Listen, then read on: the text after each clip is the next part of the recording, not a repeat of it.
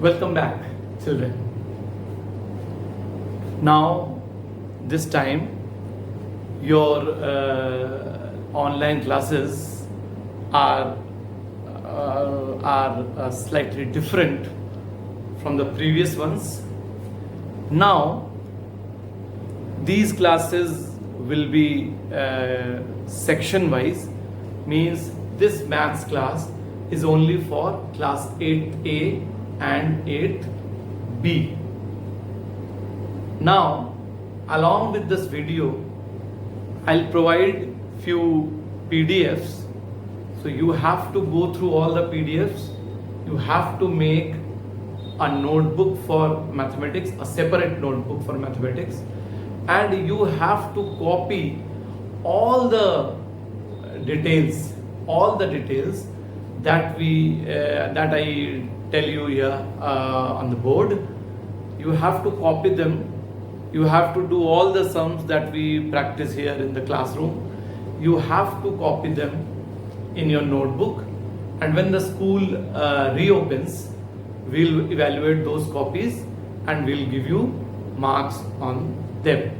During your examination also, if you revise from those notebooks, then they will help you in your examinations also.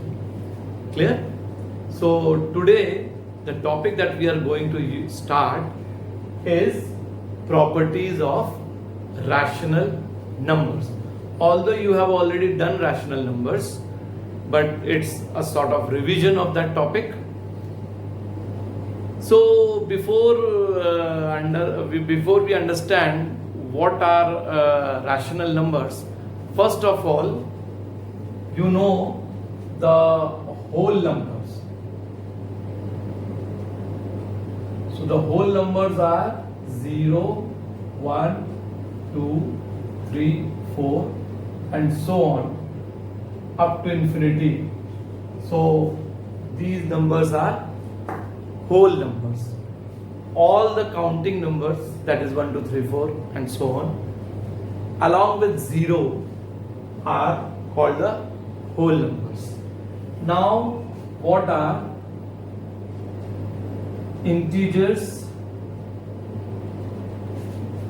The integers.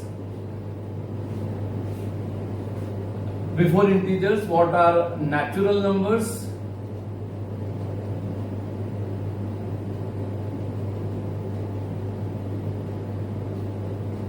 All the counting numbers are called natural numbers. So 1, 2, 3, 4, so on up to infinity. They are all natural numbers. So you can see in the natural numbers, if you simply include 0, it becomes whole numbers. And now the natural numbers along with 0 and negative of the natural numbers, they give you the integers. So the integers are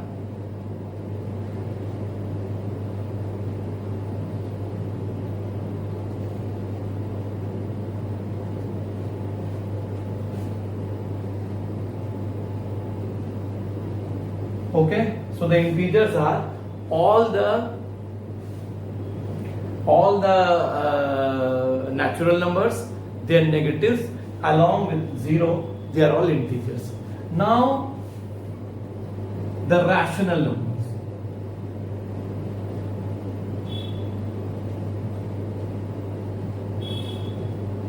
So you have already studied about rational numbers. I'll give you the definition. If a number can be represented in the form of P upon Q, where P and Q are integers and Q is not equal to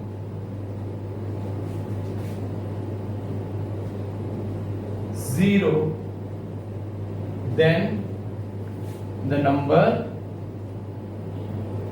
is a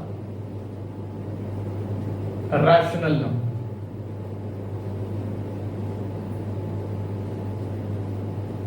Okay, so any number, if you can represent that number in the form of P upon Q such that P and Q are whole numbers, but P and Q are integers and Q is not equal to 0. So the denominator should not be equal to 0, then that number is a rational number. So in that way you can see almost all the numbers are rational numbers, whether it is positive or negative or decimal. See, suppose there is a number 2.3. Now you know that 2.3 can also be written as 23 upon 10, and now you can see it is in the form of P upon Q, where P is 23, Q is 10, and Q is not equal to 0, and 23 and 10 are integers, so it is a rational number. 2.3 is a rational number.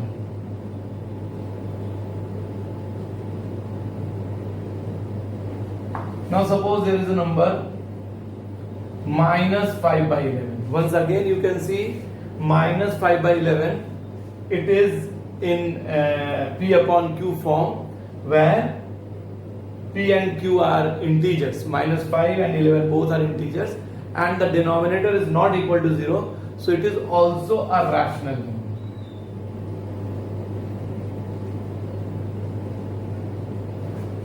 Now suppose there is a number 0. Now 0 is a rational number. Always remember that 0 is a rational number, because 0 can be written as 0 upon 1. Now 0 upon 1 both are rational numbers, both are integers, 0 and 1, and the denominator is not equal to 0, it is 1. So the condition was that the denominator should not be equal to 0, and denominator is not 0 here. So it is a rational number. Always remember 0 is a rational number.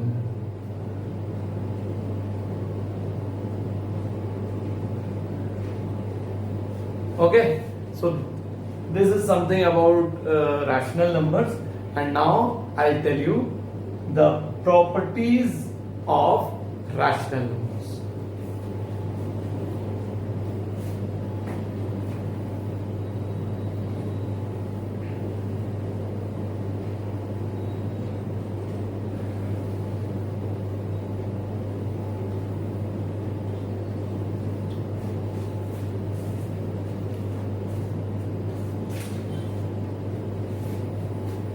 Yes, so the first property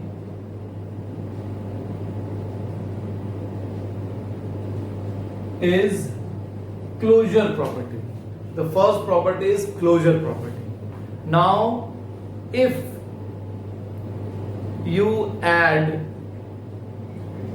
we talk about addition, if you add any two whole number, you see, you always get a whole number. If you add two whole numbers, you will always get a whole number. You can take any whole number, any two whole numbers, add them, and you will get a whole number.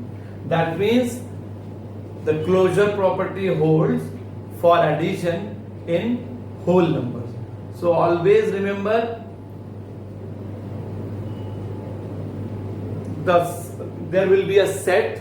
That set may be of whole numbers or natural numbers or integers or rational numbers, and there will be an operation. That operation may be addition or subtraction or multiplication or division. Now, if you take any two elements from that set and you apply that operation, if you get the result as the element of the same set, then the closure property holds. So for whole numbers, closed for addition, because if you add any two whole number, you will always get a whole number.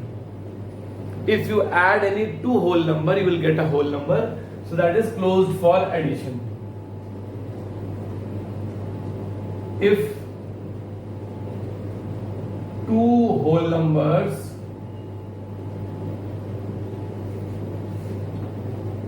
are added, the result is always a whole number.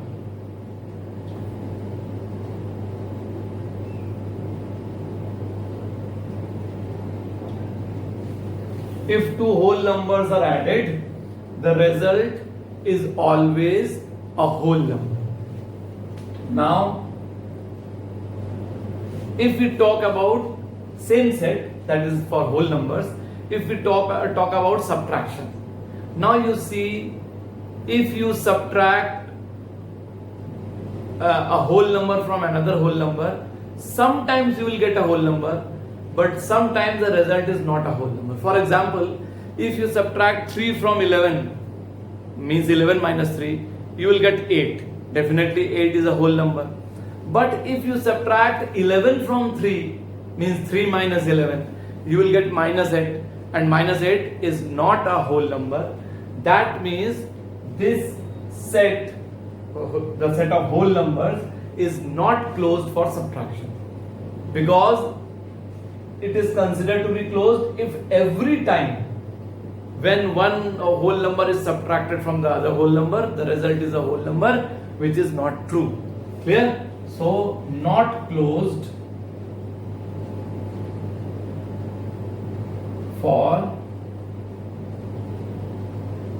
subtraction.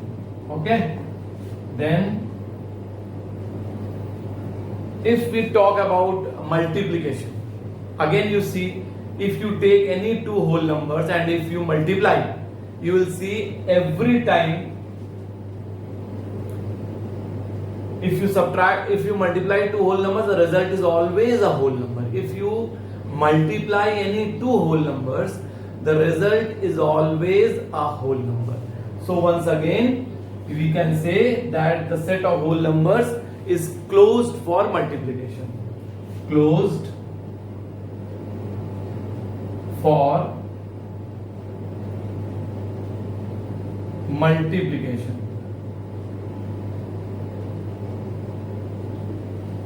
Closed for multiplication. The reason is very simple. If two whole numbers are multiplied, the result is always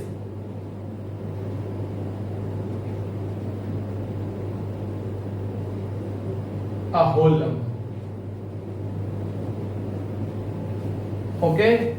Now, if we talk about division, if you divide one whole number by another whole number, say you divide 15 by 5, the answer is 3, which is nothing but a whole number. But if you divide 15 by 4, then 15 upon 4 is not a whole number. So the set of whole numbers is not closed for division. Not closed for division.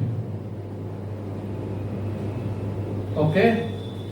So now all of you know how to check whether a given set under a given operation it is closed or not. So these four things are for whole numbers. Now for natural numbers.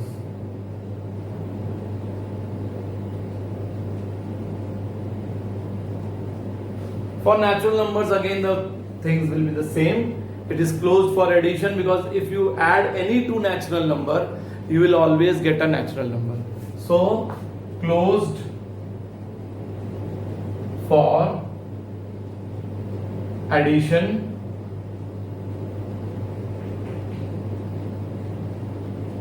not closed for subtraction,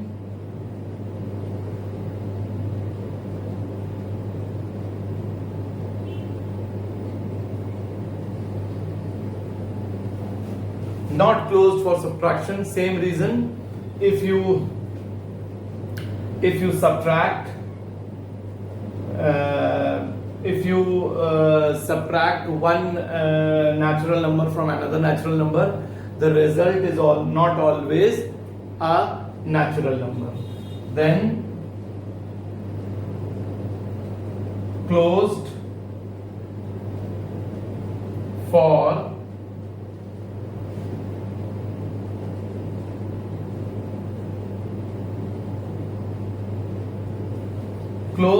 multiplication, because if you multiply any two natural number, you will always get a natural number, but it is not closed for division.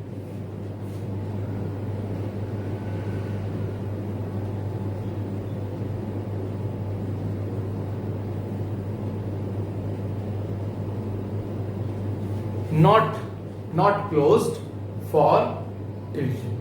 Okay, now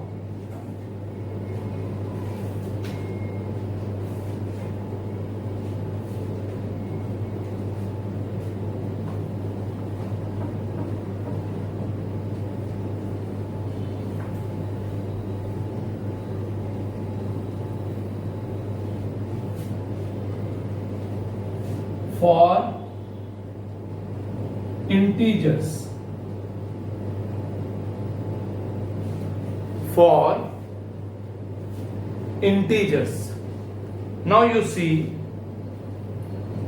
if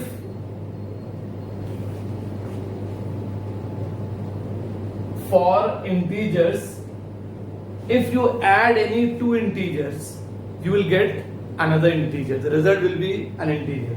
So closed for addition. Then now subtraction. Now you know that integers can be negative also. So now if you subtract any two integer, the result will always be an integer, because now it can be negative also. So closed for subtraction.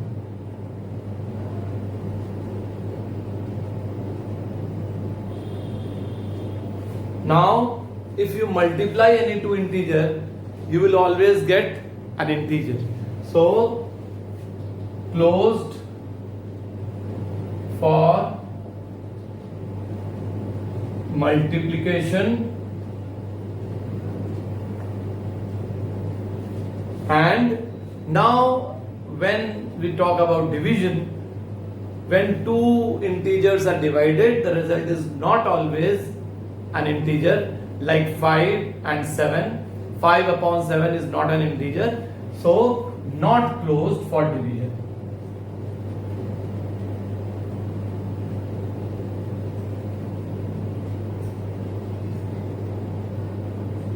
Okay, and now for rational numbers, if you add any two rational numbers, the result is always a rational number. So it is closed for addition. As you know that rational numbers can be negative also. So whenever you add, whenever you subtract two rational number, the result is always a rational number. So closed for subtraction.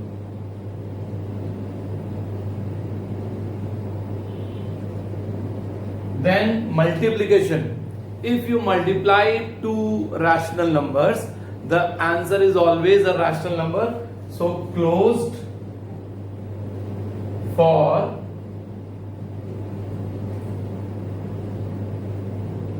multiplication. Although rational numbers are in fractions also, but they are not closed for division. The reason is, suppose you take 5 and 0. 5 is a rational number, 0 is a rational number. Now if you divide 5 by 0, 5 upon 0. Now according to the definition, 5 upon 0 is not a rational number. And one example is sufficient to say that the set of rational numbers is not closed for division. So not closed for division. Okay, so this is closure property. Now the next property,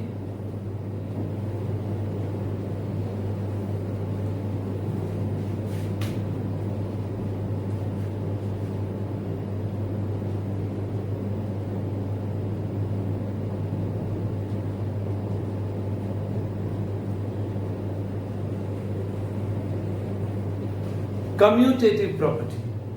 Now in any set, say in whole numbers or natural numbers or integers or even in rational numbers, if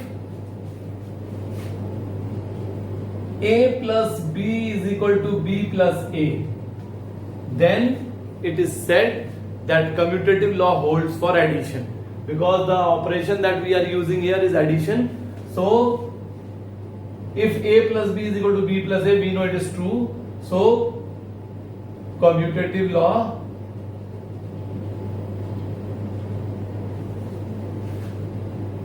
or the commutative property holds for addition.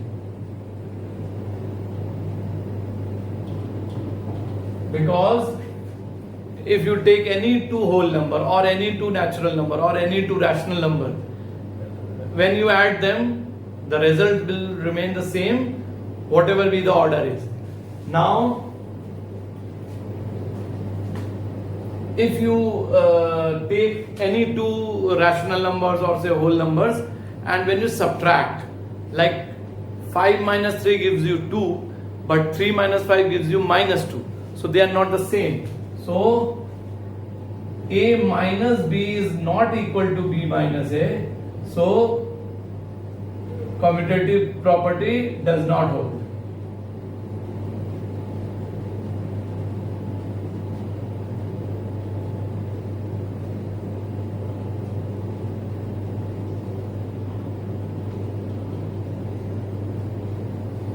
Commutative property does not hold. Now, if we talk about multiplication, if you take any two whole number or natural number or integer or rational number, and if you multiply, the whatever is the order, the result will be the same. A into b or b into a are the same.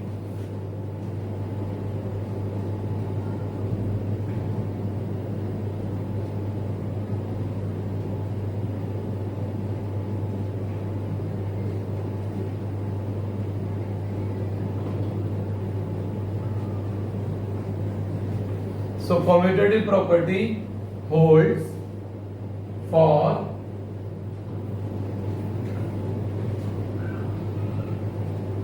multiplication.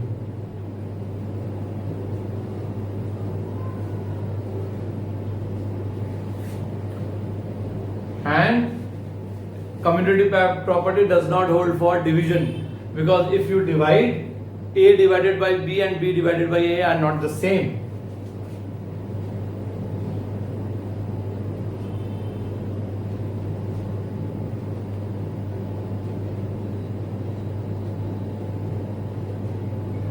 A divided by b is not equal to b divided by a.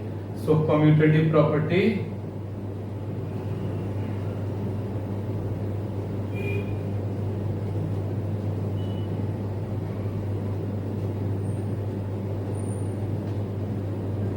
does not hold for division. Okay.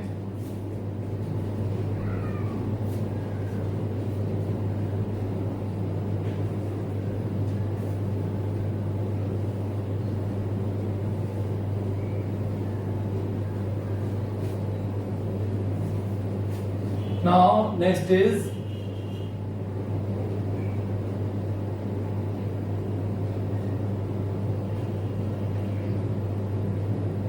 associative property. Next is associative property, means if A plus B plus C is equal to A plus B in one bracket plus C, then associative law holds for addition. Associative law holds for addition.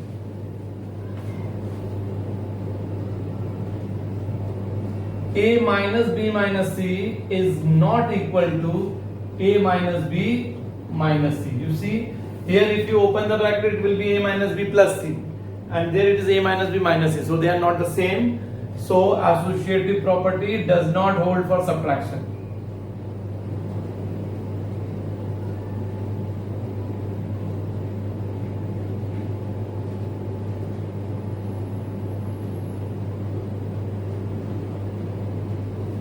For subtraction.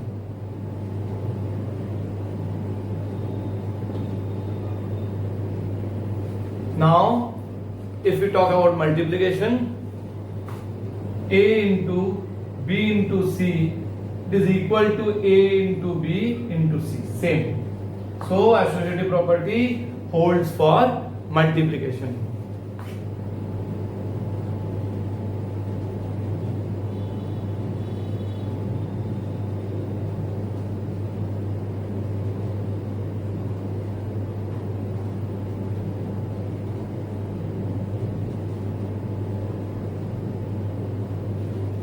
And A divided by B divided by C is not equal to A divided by B divided by C. So associative property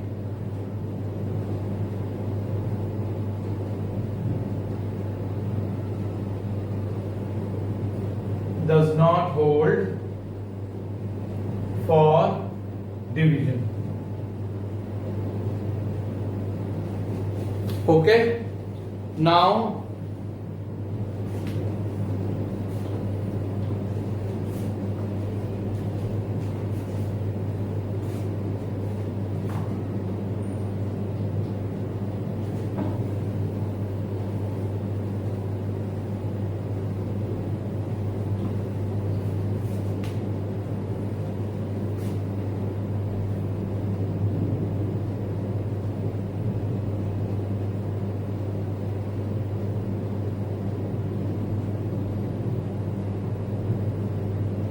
distributive property,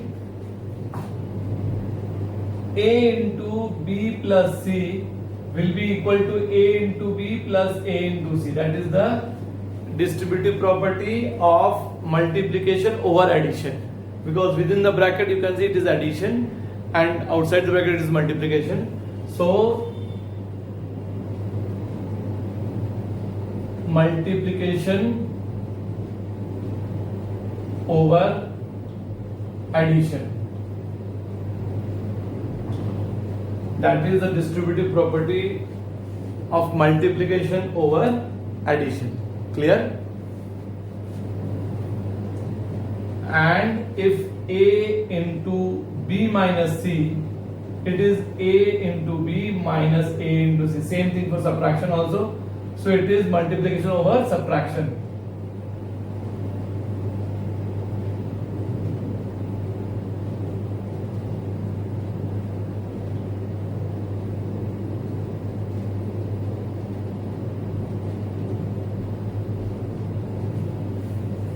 Okay, that is the distributive property. Now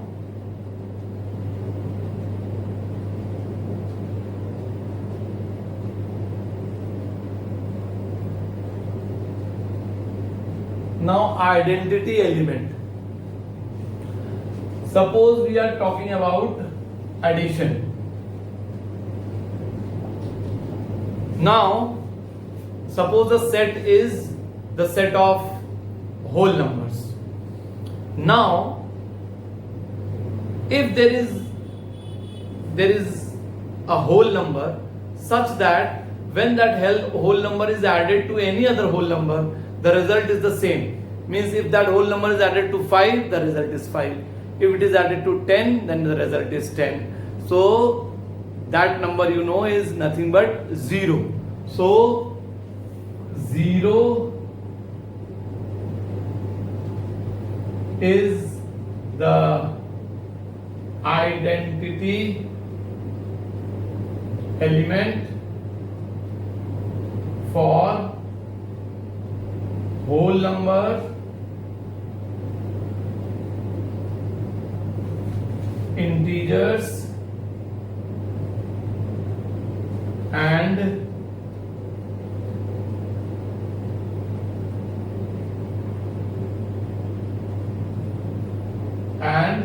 rational numbers. You see, 0 is the identity element for whole numbers, integers and rational numbers, but not for natural numbers, because in natural numbers we don't have 0. Clear? So no additive identity or identity element for addition is there in natural numbers. Clear? So this is 0 is the identity element. Now for subtraction, there cannot be any identity element. Although 0 is there, 5 minus 0 is 5, but 0 minus 5 is minus 5, because remember, the identity element when operated from either side should give you the same result.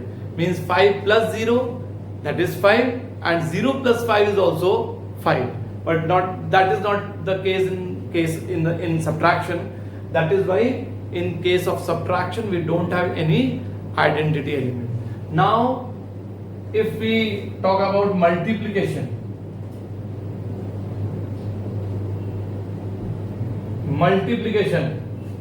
now 1 is a number which when multiplied to any other number gives you the same number. 5 into 1 is 5 and 1 into 5 is 5 again. So 1 is the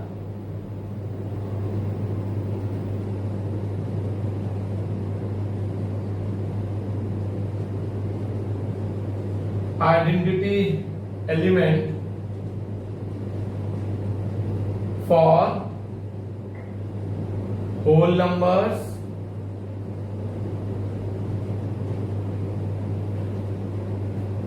natural numbers,